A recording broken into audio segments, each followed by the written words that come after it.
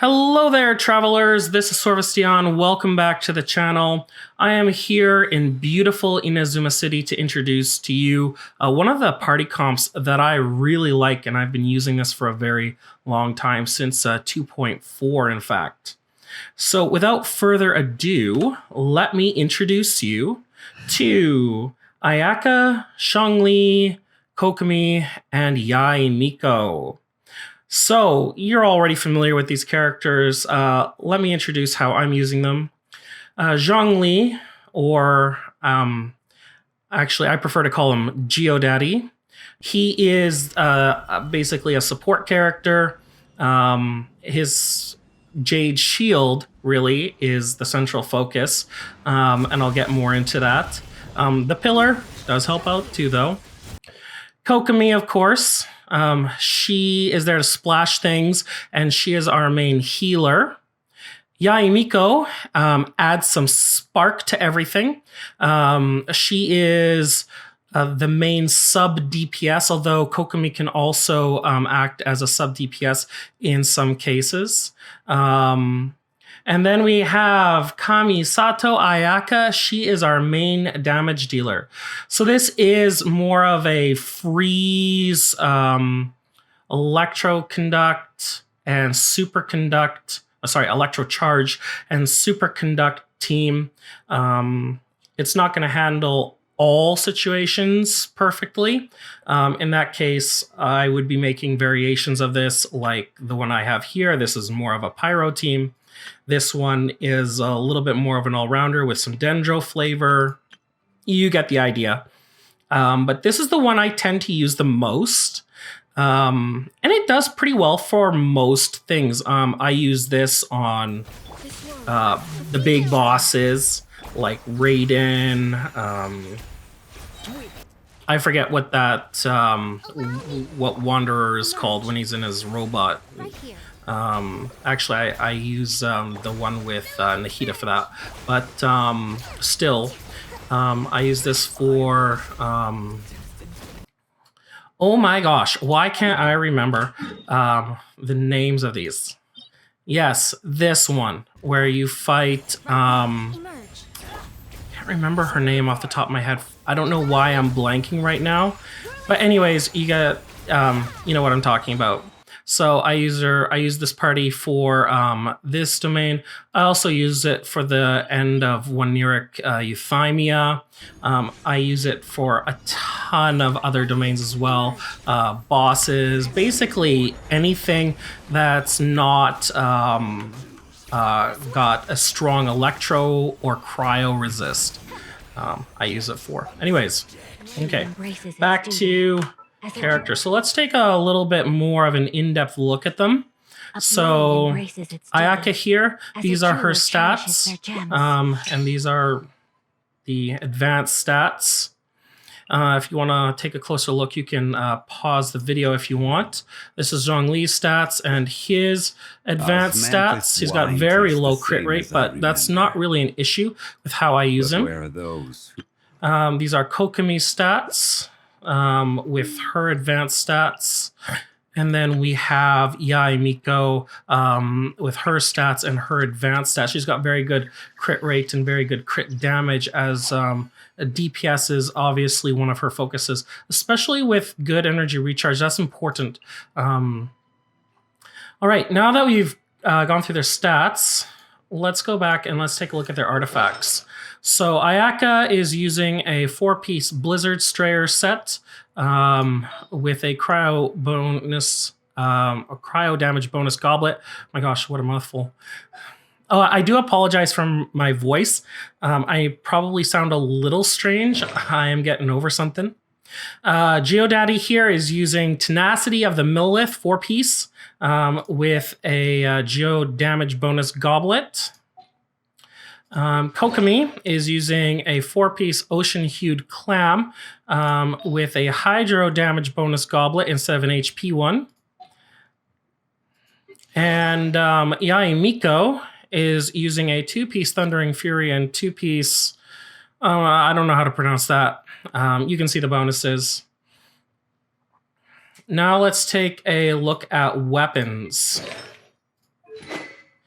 Ayaka is using the Mistsplitter Reforged. It's simply R1. Geodaddy is using his Vortex Vanquisher. It is R2. Kokomi is using her Everlasting Moonglow, which is R2. And Yae Miko is using her Kagura's Verity, which is R1. Now, like I said, I built this team comp back in 2.4 when all these characters only had like R1 of all these weapons. So, I mean, whether the weapons are refined or whether they have constellations, not really a big issue. I found that this team comp works well either way. Constellations and refinements just make it better. Speaking of constellations, my Ayaka is C4. This really helps her Q.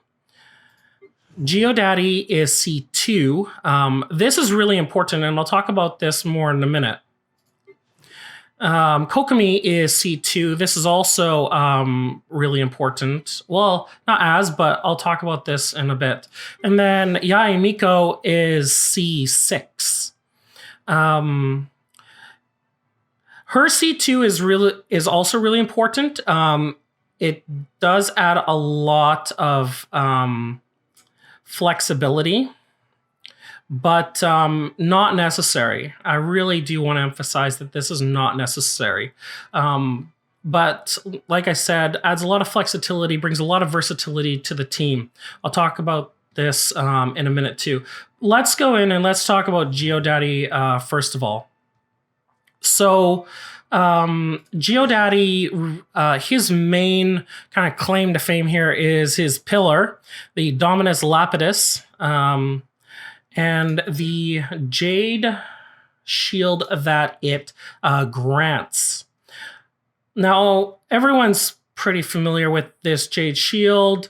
One of the things or synergies that I do want to highlight is that it does decrease elemental and physical resistance by 20% in a small AoE.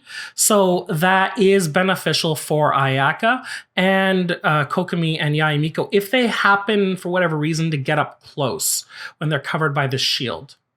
Now, another thing that I wanted to highlight was his C2. So Planet Beefall grants nearby characters on the field a Jade Shield when it descends. So previously, if you didn't have C2, the only way you could put up the shield was with his E.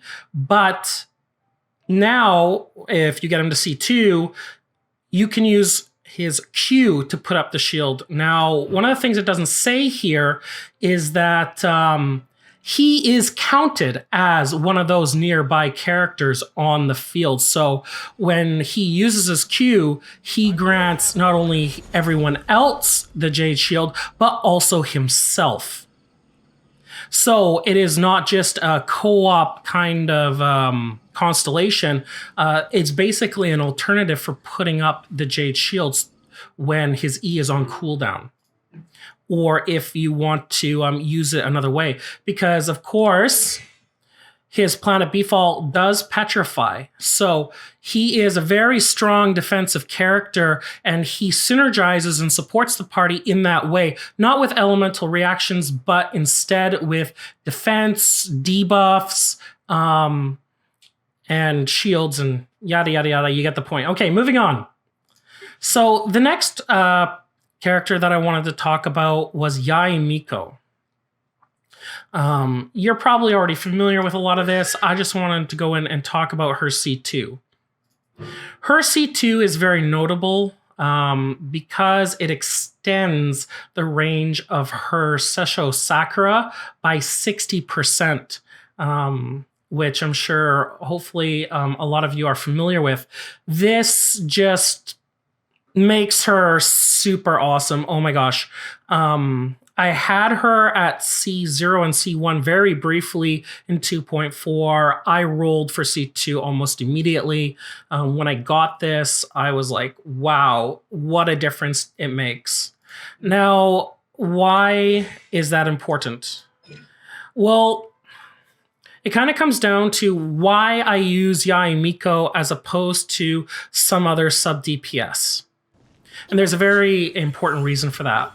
And that is these Sesho Sakura are just absolutely amazing for hitting things that would be otherwise very difficult to hit.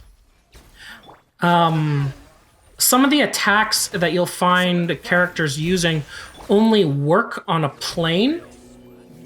And if enemies happen to be above or below that plane, or they're up in the air, then they don't get hit by the skill or the burst.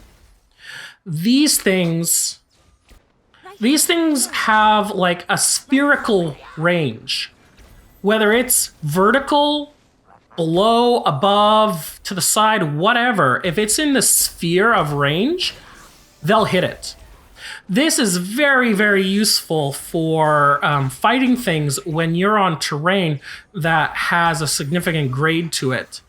Or when you're fighting things that are moving around in the air. You get these things close enough and they will hit things in the air, like the Golden Wolf Lord. I'm sure many of you have been very annoyed by how it moves around and, you know, it's not on the ground, so it can be more difficult to hit. Well, these things will hit it all the time. The Ruin Greater thing down in the chasm, again, can be very hard to hit. These things will hit it while it's above ground, even if it's flying through the air. So again, a lot of versatility. Kokomi here, I just want to talk very briefly about her constellations. Her C1 really does change her, and her C2 makes her a much better healer, more so than I initially realized. If you've used Kokomi at C0, you know that she's not a huge DPS damage dealer, especially if you build her HP, like a lot of people do, to kind of take advantage of these talents, which basically scale off of HP. So,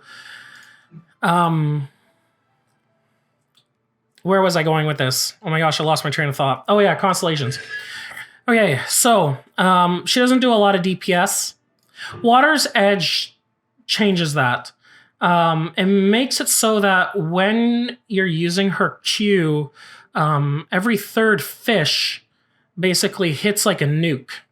So what it actually does is on the third fish, it'll send out a second fish. So the third fish will actually have like a buddy, and the buddy will go along and hit the target with that third fish.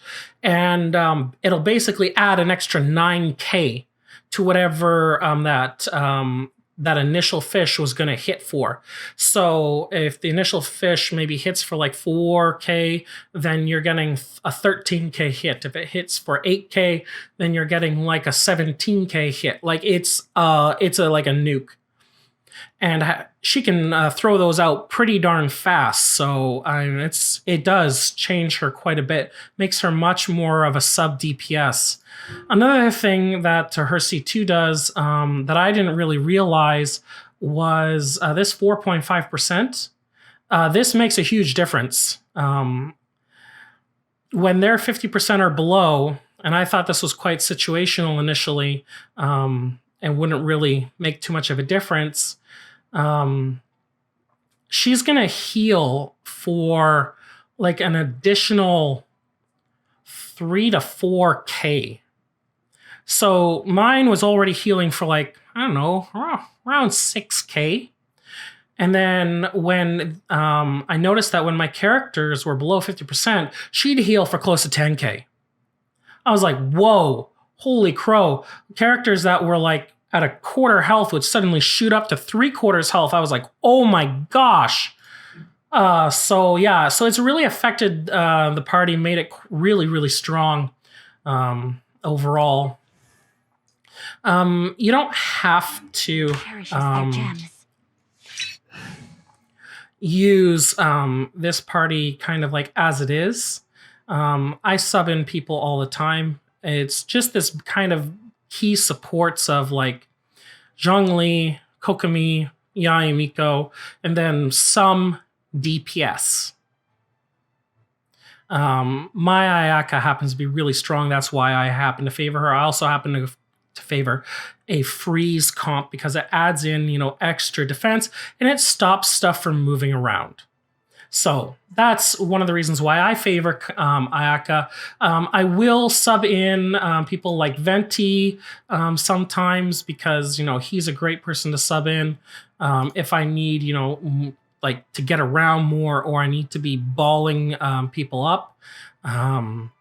If I'm going in and dealing with an Electro domain or an Electro boss, then I might replace Yayamiko with Shenaha to provide more cryo support and more debuff that kind of basically just enhances Ayaka and just makes her like OP as, yeah. So anyways, this is my dream team. They are awesome and amazing. I think it's time to get into showing you some combat and how I use them. Okay, so a big factor on my mind when I'm about to enter combat is how much distance do I need to close to get to my target? Because that's really going to affect my character choice entering battle. In this case, I have quite a bit of distance to close before I can really get to utilize Ayaka. At the same time, I don't want to go in with Zhongli's shield because there is some damage potential there. So instead, what I'm going to do is I'm going to use Yayamiko's E to close the distance really quickly. Those Sesho Sakura she puts down are not wasted because they've got quite an incredible range. So I'm going to go in and then I'm going to lay down basically all of my effects to create reactions and then I'm going to switch to my main DPS. So let's go ahead and do that. So E, E, E. Then I'm going to bring out Geodaddy's shield, put down some splashing water, and then I'm going to do some big deeps. And well, I probably don't really need to do anything. I will. And voila, it is dead. It never really got a chance to fight back. Yay. So distance is quite a factor in how you begin an engagement. If, let's go to Mondstadt, there is a Whomper flower up here that can serve as a good demonstration. So there are some other situations where there is no distance to close. And so you don't get any time to put up any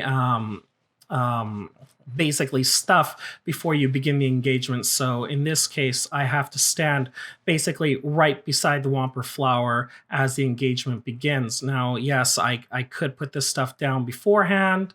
That is an option that's available to me. But in this case, what I would probably do is begin the engagement and put down Geodaddy's shield and then start doing damage so that none of that is wasted. It all depends on the situation. You can put the Sesho Chakra down beforehand, but they're going to start firing immediately, and that there's going to be maybe a half second where they're not really doing anything per se. Ooh, crystal fly. Okay, time for everyone's favorite boss, the Ruin Serpent. But before that, some easy mineral farming.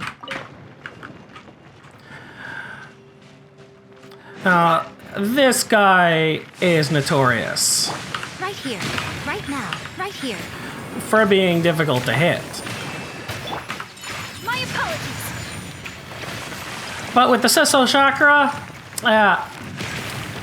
they make easy work of him no matter what he's doing. All right. Kamisato art.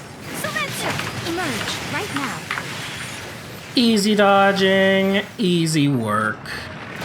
Yes, I have constellations, But even if I was using characters that were all C0, it wouldn't make a difference. Yes, the fight would have gone on for a little bit longer, but those Seso Sakura make quick work of him when he is otherwise very difficult to hit.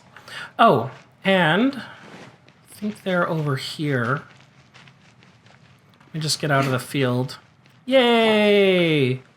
More easy crystal farming. One of the things that I love about this party comp is Zhongli's pillar just breaks all that crystal super easy. It's so convenient. Okay, down here we have some more wonderful things to fight. In this case, I want to showcase... Oh my gosh, that's a lot of case. Showcase Geodaddy's shield. Wow. So let's get that pillar up. And... well, he's not hitting me just yet. He will. See, these things would normally bounce you around, knock you down, do all sorts of stuff.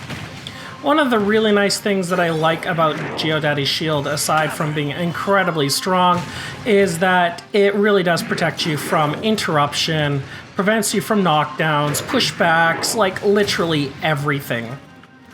It basically trivializes the game and trivializes a lot of enemies. So again, this would normally like just be bouncing me all over the place. And with his shield up, completely trivial. I think it's time we started fighting back. So I put down all my stuff.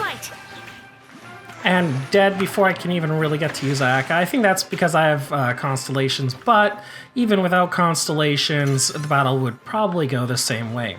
So again, I'm going to close the distance. Right now, right here. Put down a shield for myself. Get a few more reactions in there. Well, I guess it wasn't even really necessary.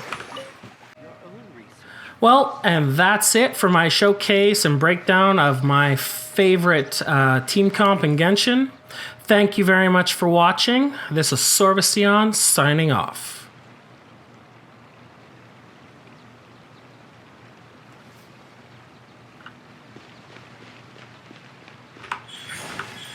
Right now. Order guide you.